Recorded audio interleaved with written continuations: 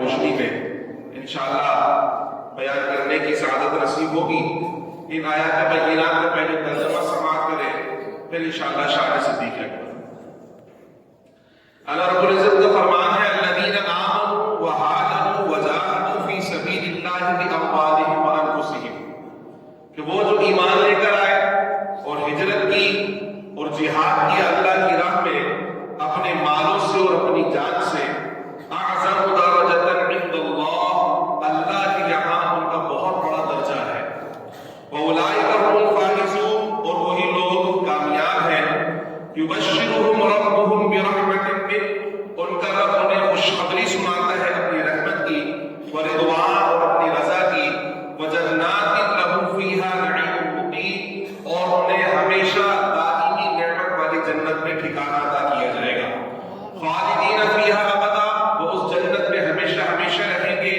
ان اللہ عندہ اجر عظیم، بے شک اللہ کے پاس ان کے لیے بہت بڑا اجر عظیم موجود ہے۔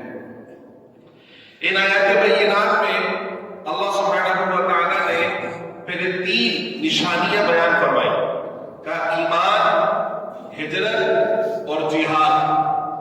جہاد کی دونوں قسمیں فرمائی، جہاد بھی مال بھی اور جہاد بھی نفس بھی، یعنی مال بھی اللہ کی راہ میں خرچ کرنا اور اپنی جان بھی اللہ کی راہ میں پیش کر دینا۔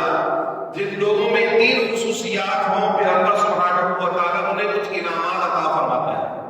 وہ انعامات کیا ہے؟ سب سے پہلا انعام یہ ہے اعظم درجۃ عند اللہ، اللہ کی بارگاہ میں وہی سب سے زیادہ عظمت والے لوگ شمار ہوں گے، پہلا انعام۔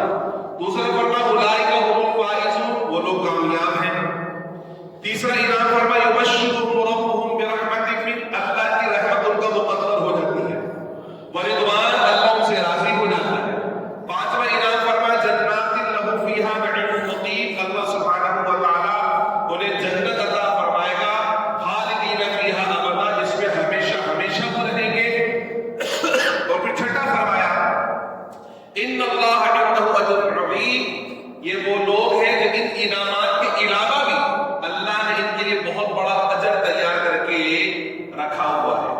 خصوصیات تھی تین اور انعامات تھے چھ، جن میں یہ تین خصوصیات ہوگی اللہ سبحانہ و تعالیٰ نے چھ انعامات عطا فرمائے۔ اب یہ جو تین خصوصیات ہیں، ایمان، ہجرت اور جہاد، تمام اہل ایمان اس میں شامل، اور پھر رسول اللہ صلی اللہ علیہ وسلم کی تمام اصحاب جو ایمان لے کر آئے، جنہوں نے ہجرت کی اور جہاد کیا، وہ سارے کے سارے اس فضیلت کے اندر شامل ہیں۔ لیکن جب ہم بات کرتے ہیں ایمان کی، ہجرت کی اور جہاد کی، تو ان تین شانوں کے اندر، ان تین خاص کیفیات کے اندر جو مقام حضرت سیدنا ابوبکر صدیق رضی اللہ تعالی عنہ کا ہے، وہ پوری امت مسلمہ میں کسی اور کا ہو نہیں سکتا۔ پوری امت مسلمہ میں ایمان ابوبکر، پوری امت میں ایسا ایمان کسی کا نہیں۔ ہجرت ابوبکر، پوری امت میں ایسی ہجرت کسی کی نہیں ہے، اور جہاد ابوبکر، پوری امت میں ایسا جہاد کسی کا نہیں ہے۔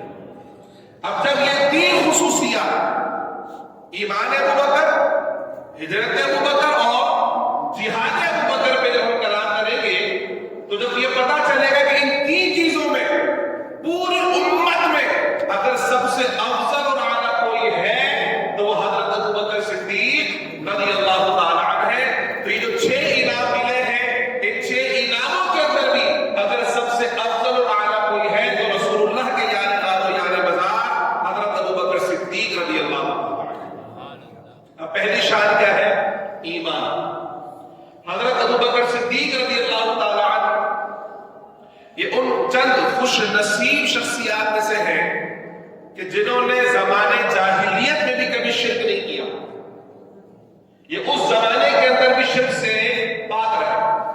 چنانچہ آپ کی سیرت نگاروں نے آپ کے بچپن کا واقعہ نقل کیا کہ جب آپ 4 سال کے ہوئے تو آپ کے والد آپ کو ایک بت خانے میں لے گئے اور کہا بیٹا یہ ہمارا بت ہے، اس کو سجدہ کرو۔ آپ کی عمر کتنی ہے؟ 4 سال۔ 4 سال کے بچوں کو کیا پتا کہ بت کیا ہوتا ہے، خدا کیا ہوتا ہے، خدا کی عبادت کیا ہوتی ہے؟ لیکن ابوبکر صدیق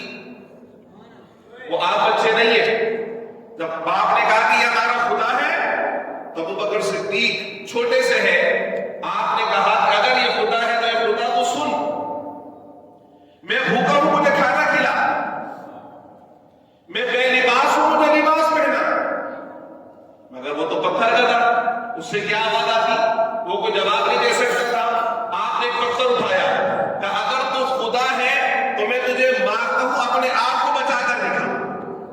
آپ نے پتھر کھینچ کر مارا، وہ کیا اپنے آپ کو بچا سکتا تھا؟ جب پتھر لگا تو حضرت ابوبکر صدیق 4 سال کے ہیں، مگر ضرب اتنی شدید ہے کہ اس زمانے کا بت بھی ضرب صدیق اکبر کے سامنے ٹھہر نہیں سکا، اور آپ کی ضرب پڑتے ہی زمین کو سو گیا، جب گرا تو باش باش ہو گیا۔ اب ابا کا تو خدا ٹوٹ گیا تھا، ابا آپ سے باہر ہو گئے، انہوں نے سیدنا صدیق اکبر کی داڑھ پر تماچا رسید کیا اور شدید غصے کے عالم میں کھینچ کر ان کی اماں کے پاس لے کر کہنے لگے دیکھو تمہارے بیٹے نے کیا حرکت کی ہے، میں اسے خود خانے میں رہ گیا تھا کہ خدا کی تعظیم کروائے، مگر اس نے خدا کی توہین کری ہے اور اس نے خدا کو توڑ کر پاش پاش کر دیا ہے۔ تو آپ کی والدہ نے کیا کہا کہ اس کو چھوڑ دو، اس کو چھوڑ دو، چونکہ جب یہ پیدا ہوا تھا تو میں نے غیب سے آواز سنی تھی۔ کیا آواز سنی تھی؟ کہ میں نے سنا تھا یا ابا اللہ بالتحقیق ابشری بالولد العتیق اسمہ فی السماء الصدیق لمحمد صاحب و رفیق۔ اے اللہ کی بندی تجھے خوشخبری ہو کہ اللہ نے تجھے ایسا بیٹا عطا فرمایا ہے جس کا نام عتیق ہوگا، جو محمد کا صاحب اور رفیق ہوگا۔ تو بچپن میں بھی کبھی آپ نے شرک کی آلودگی سے ہمیشہ پاک رہے، اور جب رسول اللہ صلی اللہ علیہ وسلم پر ایمان لانے کی بات آئی تو خود سرکار نے فرمایا کہ میں نے جس کسی کے بھی سامنے اسلام پیش کیا، کچھ لوگوں نے تردد کیا، کچھ نے شک کیا، کچھ لوگوں نے میری دعوت میں انکار کیا، کچھ لوگوں نے وقت اور مہلت مانگی ہے، مگر ابو بکر صدیق وہ واحد آدمی ہے جیسے ہی میں نے اسلام پیش کیا فوراً کلمہ پڑھ کے مسلمان ہو گئے۔ اور ایک بات اور بڑی خوبصورت جس کی طرف میری توجہ گئی، ہم اپنے پیارے آقا صلی اللہ علیہ وسلم کی عظمت کے بارے میں اور آپ کی عزت و توقیر کے بارے میں بتاتے ہیں کہ اللہ نے کہیں بھی ہمارے آقا کو نام لے کر نہیں پکارا، جب بھی پکارا سرکار کی صفاتی اسماء پیارے پیارے الفاظ سے پکارا، یا ایھا المزمل، یا ایھا المدثر، یاسین، طٰہٰ، بشیر، نذیر، یا ایھا النبی، یا ایھا الرسول، یا محمد کہہ کر کبھی بھی نہ صحابہ نے کبھی یا محمد صلی اللہ علیہ وسلم کہہ کر پکارا، یا رسول اللہ کہہ کر پکارا۔ حضور کے یہ صحابی ابو بکر صدیق، ان کی شان دیکھیں، ابو بکر وہ ہے جنہیں خود سرکار نے کبھی ان کا حقیقی نام لے کر نہیں پکارا۔ ان کا اصلی نام کیا تھا؟ عبداللہ۔ کیا نام تھا؟ سیرت کی ساری کتاب اٹھا کر دیکھیں، احادیث مبارکہ کا تمام ذخیرہ اٹھا کر دیکھیں، سرکار نے جب بھی ان کو پکارا ہے تو یا عبداللہ کہہ کر نہیں پکارا، بلکہ یا ابا بکر کہہ کر پکارا۔ یہ ان کی عزت ہے سرکار کی نگاہ میں۔ باقی کو تو نام لے کر پکارا، یا علی، یا عمر، یا عثمان، یا طلحہ، لیکن حضرت ابو بکر کو کیا عبداللہ کبھی کہہ کر بلکہ ان کی کنیت سے پکارا۔ جب بھی پکارا ان کی یہ تعظیم دینے کا ایک انداز ہوتا ہے، عربوں کی رواج میں ہے کہ جب کسی کو تعظیم دیتے ہیں تو اصلی نام سے نہیں بلکہ کنیت سے پکارتے ہیں۔ تو حضرت ابو بکر صدیق کو کبھی کسی نے یا عبداللہ کہہ کر نہیں پکارا، بلکہ جس نے بھی پکارا ہے تو یا ابا بکر کہہ کر پکارا ہے۔ آپ کی کنیت سے آپ کو پکارا گیا، یہ آپ کی تعظیم ہے، رسول اللہ کی نگاہ میں عزت ہے آپ۔ تو حضور علیہ السلام پر ایمان لانے والوں میں سب سے پہلے، آزاد مردوں میں سب سے پہلے ایمان لانے والے، اور صرف خود ایمان لے کر نہیں آئے بلکہ نبی کے بعد امت میں اسلام کا سب سے پہلا مبلغ اگر کوئی ہوا تو حضرت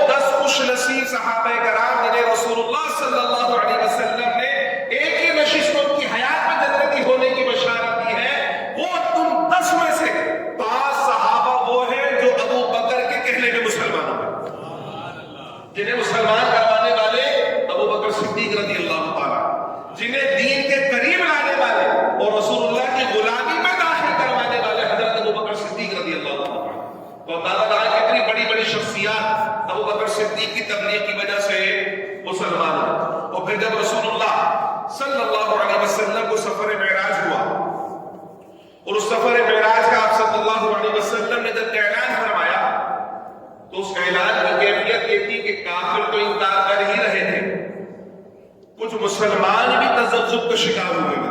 سفر معراج ہے اتنا حیران کن, ہے ہی اتنا حیران کن کہ عقل کبھی اس کا احاطہ کر ہی نہیں سکتی ہے.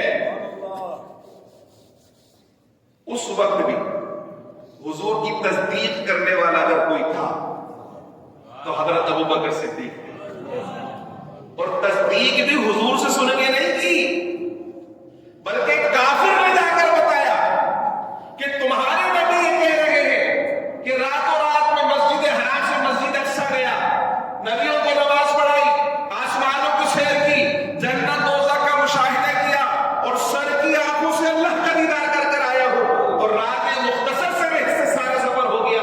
بھلا ایسا ہو سکتا ہے؟ کون اس کی تصدیق کرے گا؟ ابو بکر کے دیکھ کر میرے آقا نے ایسا کہا, وہ ایسا کہہ رہے کہ ایسے ہی کہا, ہاں ایسے ہی کہہ رہے. کہا ابھی ان سے نہیں سنا, تجھ سے سن کر تصدیق کہتا ہوں کہ میرے آقا نے جو کہا ہے وہ سچ کہا ہے.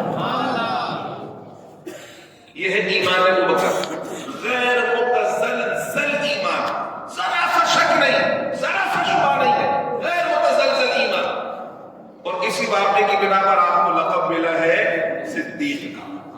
رسول اللہ صلی اللہ علیہ وسلم کے اس معجزے کی تصدیق کرنے والے صحابہ کرام رضوان اللہ تعالی مجمعین میں جو ایمان کی شان ابو بکر کی ہے, بلکہ پوری امت میں جو شان ایمان ابو بکر کی ہے وہ خود رسول اللہ نے فرمایا. اور یہ بات اتنی بڑی ہے, اتنی بڑی ہے, سرکار فرماتے ہیں کہ میری پوری امت کا ایمان ایک پلڑے میں رکھا جائے, ترازو قائم کیا جائے وزن کرنے کے لیے, اور پوری امت کا ایمان ایک پلڑے میں رکھ دیا جائے. اس میں عمر بھی شامل ہوں گے, حضرت عثمان بھی شامل ہوں گے, مولا علی بھی شامل ہیں, یہ سارے کے سارے صحابہ کرام رضوان اللہ تعالی مجمعین شامل ہیں, تمام اہل بیت اطہار شامل ہیں, ائمہ مجتہدین شامل ہیں, اولیاء کاملین شامل ہیں, غوث اعظم خواجہ غریب نواز دادا فرید سے لے کر دادا صاحب سے لے کر پوری امت قیامت تک آنے والی پوری امت رسول اللہ نے فرمایا میری پوری امت کے ایمان کو ایک پلڑے کے اندر رکھا جائے اور دوسرے پلڑے میں میرے اکیلے ابو بکر کے ایمان کو رکھا جائے. ابو بکر کا ایمان پوری امت کے ایمان سے زیادہ بھاری ہوگا.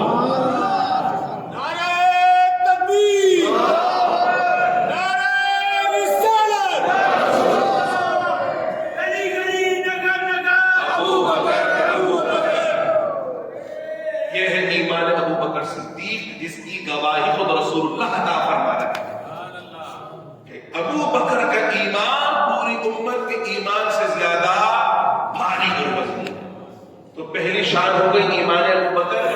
اس شان میں بھی ابو بکر یکتا عرفہ اعلیٰ افضل نظر آتے ہیں, کوئی ان کا مماثل نظر. دوسری شان تھی ہجرت.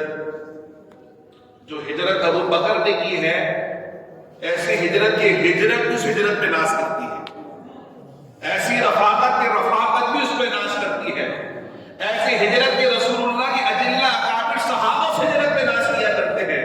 اور وہ ہجرت کیا ہے کہ کوئی کسی کے ساتھ سفر کرتا ہے تو بڑے فخر سے بتاتا ہے کہ جی میں نے فلاں شخصیت کے ساتھ سفر کیا تھا, میں نے فلاں شخصیت کے ساتھ سفر کیا تھا, مجھے ان کے ساتھ سفر کرنے کا شرف حاصل ہے. اور یہاں رسول اللہ صلی اللہ علیہ وسلم نے جو تاریخ ساز ہجرت کی تھی, اس سفر میں رسول اللہ کا ہم سفر اگر کوئی تھا تو ابو بکر صدیق رضی اللہ تعالی عنہ. اور حضور کی ہجرت بھی اللہ کے حکم سے. جب ماحول راستے کھلے ہوئے اس وقت ہجرت کا حکم نہیں ہے, سرکار صحابہ کو بولنا کہ تم جاؤ تم جاؤ تم جاؤ, صحابہ کو رخصت فرما رہے. اور حضور نے جب ہجرت کی ہے تو بظاہر راستے مزدور نظر آتے تھے. 40 کفار حضور کے گھر کا محاصرہ کیے ہوئے ہیں, ننگی تلوار ان کے ہاتھ میں ہے, اور ان کا آج مقصد نظر یہ ہے کہ معاذ اللہ محمد اور رسول اللہ صلی اللہ علیہ وسلم کو شہید کر دیں. وہ حضور کو قتل کرنے کے راستے ارادے سے ہے, گھر کا محاصرہ کیا ہے, چاروں طرف سے گھیرا ہوا. اور ایسے میں جبریل امین اللہ کا حکم لے کر آتے, یا رسول اللہ, اللہ فرماتا ہے ہجرت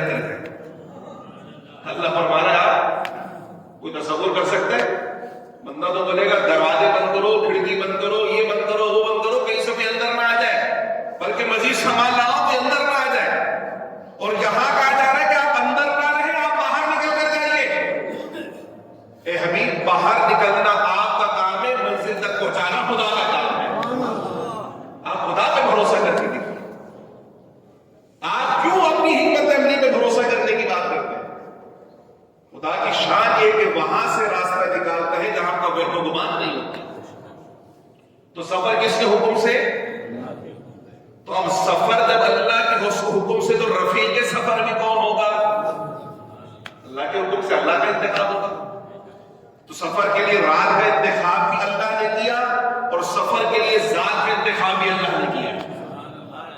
اور اس سفر کے لیے رفیق کے سفر بھی ہر کوئی نہیں چنتا نا. بھی آپ بھی کہیں سفر پر جاتے ہیں تو آپ بھی سوچتے ہیں کس کو ساتھ لے کر جاؤ. سوچتے کہ نہیں سوچتے؟ یا کس کو ساتھ لے کر جاؤ. قربان جائیے صدیق اکبر کی عظمت کے کہ جب رسول اللہ نے سفر ہجرت سوچا تو رفیق کے سفر ابو بکر کو سوچا ہے کہ سفر میں کس کو ساتھ لے کر جاؤ.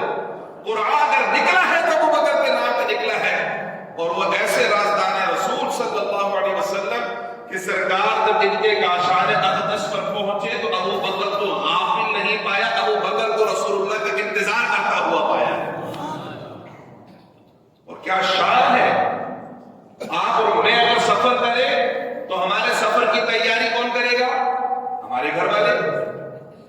کپڑے، کھانا، سامان باندھنا، یہ ساری چیزوں کی فکر کون کرے گا؟ ہمارے گھر والے کریں گے. ہماری اہلیہ، ہماری بہنیں، ہماری مائیں، ہماری بیٹیاں کریں گی. اور یہاں شان یہ ہے کہ سفر ہے رسول اللہ کا اور تیاری کر رہے ہیں ابو بکر کے گھر والے. رسول اللہ کے سفر کی تیاری ابو بکر کے گھر والے کر رہے ہیں. ابو بکر صدیق نے سفر کے لیے 2 اونٹنیاں پالی ہوئی ہیں. ابو بکر کی بیٹیاں کھانا پکا رہی ہیں، کھانا پیک کر رہی ہیں. ابو بکر کے غلام سفر راستہ بتانے پر مامور ہیں. ابو بکر کے شہزادے مکے کی خبریں لانے پر مامور ہیں. پورا گھرانہ ابو بکر صدیق رضی اللہ تعالی عنہ رسول اللہ کی خدمت پر مامور ہے. اور رسول اللہ صلی اللہ علیہ وسلم چونکہ یہ خفیہ سفر ہے جس میں مکے والے پیچھا کریں گے، جو جان کی دشمن ہے وہ پیچھا کریں گے. ایسے سفر میں جو سفر کرنے والا ہے اس کا بھی امتحان ہے کہ کس کو ساتھ لے کر جاتا ہے، اس کو ساتھ لے کر جائے گا. اس مشکل ترین سفر میں ہم سفر ہونے کا حق ادا کر کر دکھائے گا. اور ہم سفر بننا بھی ہر کسی کے بس کی بات نہیں. جب کسی کو پتا چلتا ہے کسی مشکل راستے پر جا رہا ہے، ایسے راستے پر جا رہا ہے جہاں جان کے لانا پڑ سکتے ہیں، جہاں جان کو خطرہ لاحق ہو سکتے ہیں، تو فوراً پہلو بچاتا ہے، فوراً دعوت بچاتا ہے. معذرت میرے چھوٹے چھوٹے بچے یار میں نہیں جا سکتا، صبح کام پر جانا ہے، یہ کام ہے، وہ کام ہے، یہ نپٹانا ہے، وہ نپٹانا ہے، یوں کرنا ہے، وہ کرنا ہے. بہت سارے بہانے ڈھونڈ لیتا ہے. مگر صدیق اکبر کی شادی کے قدر حضور نے ارادہ فرمایا. ابو بکر ارادے سے پہلے تیاری کے ساتھ بیٹھے ہوئے. ایک جملہ زبان پر ایسا نہیں جس میں پہلو تہی آتی ہو کہ جی نہیں کر سکتے. حضور کے ساتھ سفر پر مانا ہے. کبھی سرکار کے آگے چلتے ہیں، کبھی سرکار کے پیچھے، کبھی دائیں کبھی بائیں. پیارے آقا صلی اللہ علیہ وسلم پوچھتے ابو بکر یہ کیا حرکت ہے؟ کبھی آگے، کبھی پیچھے، کبھی دائیں کبھی بائیں چلتے ہو. کہتے یا رسول اللہ صلی اللہ علیہ وسلم جب مجھے یہ اندیشہ ہوتا ہے کہ دشمن سامنے سے حملہ آور نہ ہو جائے تو میں آپ کے آگے چلنا شروع کر دیتا ہوں. جب مجھے پیچھے سے اندیشہ ہوتا ہے تو میں آپ کے پیچھے چلنا شروع کر دیتا ہوں. جب دائیں سے اندیشہ ہوتا ہے دائیں آ جاتا ہوں، بائیں سے اندیشہ ہوتا ہے بائیں آ جاتا ہوں. حضور اس غلام کی تمنا اگر کوئی تکلیف پہنچے تو اس غلام کو پہنچے، میرے آقا کو کوئی تکلیف نہ پہنچے. دشمن کی طرف سے کوئی تکلیف پہنچے تو حضور میں آگے موجود ہوں، آپ کو کوئی تکلیف نہ پہنچے. پھر سیدنا صدیق اکبر نے دیکھا کہ حضور جب چل رہے تو پنجوں کے بل چل رہے، ایڑیاں نہیں لگا رہے زمین پر تاکہ پیروں کے نشان نہ بنے. جو دشمن ہے وہ پیروں کے نشان کے ذریعے پہچان کر پیچھا نہ کرے. اور پھر پتھریلی زمین ہے مکے کی. تو سیدنا صدیق اکبر رضی اللہ تعالیٰ عنہ اپنے آقا پر ایسا فدا ہے، پیارے آقا صلی اللہ علیہ وسلم کو اپنے کندھوں پہ سوار کر لیا. ابو بکر صدیق کی عمر اس وقت 51 سال ہے لگ بھگ. کتنی؟ سفر ہجرت کی عمر کتنی ہے؟ رسول اللہ سے تقریباً 2 سے 2.5 سال عمر میں چھوٹے تھے ابو بکر صدیق. حضور 53 سال کے تو ابو بکر صدیق 51 سال نہیں تو 50 سال کے تو ہیں. آپ کو لگتا ہے 50 سال کا بوڑھا اپنے کندھوں پہ اتنا وزن لاد کر پہاڑ پہ چڑھے گا؟ پہاڑ پہ کو کہ آج بھی جو غارت فوت پہ جاتے ہیں ان کی سانس کھل جاتی ہے، جگہ جگہ اسٹے کرنا پڑتا ہے، چھڑی اور لاٹھی لے کر چلتے، سہاروں سے چلتے اور دن کی روشنی میں چلتے. وہ تو رات کے اندھیرے میں سفر کر رہے تھے. رات کے اندھیرے میں ابو بکر صدیق کے کندھوں پہ رسول اللہ صلی اللہ علیہ وسلم، گویا ابو بکر رسول اللہ کی سواری بنے ہوئے۔ ایک مرتبہ حسنین کریم رضوان اللہ تعالی علیہ مجمعین وہ گم ہو گئے، تو پیارے آقا صلی اللہ علیہ وسلم صحابہ کرام کو بھیجا بھی ڈھونڈ کے لے کر خود سرکار کو مل گئے۔ تھوڑے سے خوفزدہ تھے، حضور نے سینے سے لگا اپنے کندھوں میں سوار کر لیا۔ ایک کندھے میں سیدنا امام حسن، دوسرے میں حضرت امام حسین بیٹھے ہوئے۔ سرکار جب مدینہ شریف تشریف لے کر آئے تو صحابہ کرام ایک بار حضرت عمر فاروق نے دیکھا، لگے سبحان اللہ، واہ شہزادو کیا سواری ہے تمہاری، نبیوں کے سردار کے کندھے میں سواری کر رہے ہیں، نبیوں کے سردار کے کندھے پر تم سواری کر رہے ہیں۔ تو سرکار نے کیا فرمایا، اگر سواری ہے، سواری ایسی ہے تو سوار بھی کوئی کم نہیں ہے۔ اگر سواری نبیوں کا سردار تو جو سوار ہوئے وہ جنتی نوجوانوں کے سردار ہے۔ تو سرکار کے کندھوں پر جو سوار ہو جائے وہ جنتی نوجوانوں کا سردار ہوتا ہے، اور سرکار جس کے کندھے پر سوار ہو جائے وہ جنتی بوڑھوں کے سردار ہوا کرتا ہے۔ یہ ہے ہجرت سیدنا ابو بکر صدیق رضی اللہ تعالیٰ۔ جب غار میں داخل ہونے کی باری آئی، ابو بکر صدیق رضی اللہ تعالیٰ نے سرکار سے، حضور آپ باہر تشریف رکھیے، میں اندر صفائی کرتا ہوں، آپ کے قابل اس سے بناتا ہوں۔ صفائی کی ہے، اپنی چادر پھاڑ کر سوراخ بند کیے، بڑا مشہور واقعہ، بچپن سے سب سنتے چلے آئے، اور ایک سوراخ رہ گیا، چادر ختم ہو گئی، اپنی ایڑی آپ نے اس کے اوپر رکھ دی، اور رسول اللہ صلی اللہ تعالی علیہ وسلم کو اندر بلایا۔ تھکے ہوئے تو ابو بکر بھی تھے نا، سرکار کے ساتھ ساتھ سفر کر رہے تھے نا، اور جب پہاڑی پر چڑھے تو حضور کو اپنے کندھوں پہ سوار ہو کر لے کے چلے تھے نا، تھکے ہوئے تو یہ بھی تھے، لیکن اس کو کہتے ہیں ادب رسول، اس کو کہتے ہیں تعظیم رسول، اس کو کہتے ہیں توقیر رسول۔ ابو بکر صدیق بیٹھے ہوئے ہیں، ایڑی سوراخ پر لگائی ہوئی ہے، اور سرکار سے کہتے ہیں یا رسول اللہ صلی اللہ علیہ وسلم، آپ تھکے ہوں گے حضور، یہ غلام حاضر ہے، حضور اس کی گود میں سر رکھ کر آرام فرما لیجیے۔ آج اس ابو بکر کے لیے آپ اپنی زبان کھولتے ہیں، ذرا سا بھی غور کیا، ذرا سا سوچے یار، کس کے لیے زبان کھول رہے ہیں؟ خود بیٹھے ہوئے، اپنی تکلیف، اپنی مشقت، اپنا دکھ، اپنا درد، کسی چیز کا خیال نہیں ہے۔ اگر خیال ہے تو رسول اللہ کی آرام کا خیال ہے۔ سرکار آپ آرام فرمائیے۔ ابو بکر صدیق کی گود میں سر رکھ کر رسول اللہ صلی اللہ علیہ وسلم آرام فرمانے لگے۔ صاحب نے ڈس لیا۔ اب جب ڈسا تو ہم جیسا کوئی ہوتا تو فوراً مچلنا شروع کر دیتا، چیخم پکاری مچا دیتا، او صاحب نے ڈس لیا، صاحب نے ڈس لیا، صاحب نے ڈس لیا، شور مچ جانا چاہیے تھا۔ مگر ابو بکر صدیق استقلال، ہمت، رسول اللہ ادب اور احترام، ذرا سی جنبش نہیں آئی۔ صاحب نے ایک مرتبہ نہیں ڈسا، کئی مرتبہ ڈسا، مگر ابو بکر ہلے تک نہیں کہ رسول اللہ کے آرام میں خلل نہ آ جائے۔ تھے تو انسان، تو وہ جو تکلیف تھی وہ آنکھوں سے آنسوؤں کی شکل میں ظاہر ہوئی، اور ابو بکر صدیق کے رخسار سے ہوتی ہوئی چہرے رسول اللہ پہ قربان ہو گئی۔ حضور جاجد عالم صلی اللہ علیہ وسلم کے رخسار انور پر جب ابو بکر صدیق کے آنسو گرے تو سرکار علیہ السلام نے آنکھیں کھولی، وہ پوچھا ابو بکر کس بات نے تمہیں رلایا؟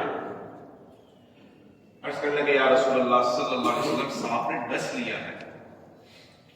تو سرکار نے بولا ابو بکر مرہم تو لائے نہیں ساتھ میں، پٹیاں تو لائے نہیں ساتھ میں، اب کیا کریں گے، اب کیا ہوگا؟ ابو بکر صدیق نے اگر رسول اللہ پہ جانثاری کا مظاہرہ کیا تو رسول اللہ نے اپنی الفت، محبت اور مودت کا یوں اظہار فرمایا کہ اگلے ہی لمحے اپنا لعاب دہن ابو بکر کے زخم پر لگا دیا۔ وہ لعاب دہن جو لوگ آنکھوں میں لگانا چاہیں، ابو بکر رسول اللہ کے احترام میں کبھی اس بات کو گوارا نہیں کر سکتے تھے کہ حضور کا لعاب دہن ابو بکر کی ایڑی میں لگے، مگر رسول اللہ نے محبت کا صلہ عطا فرمایا اور ابو بکر کے زخم پر کیا لگایا؟ اپنا لعاب۔ کوئی اور ہوتا تو بولتا بھائی تھوک لگا کر زخم کو خراب کرو گے کیا؟ تھوک میں بیکٹیریا ہوتے ہیں، ہمارے پاس ورلڈ ہیلتھ آرگنائزیشن لکھ کے لگا جگہ جگہ مت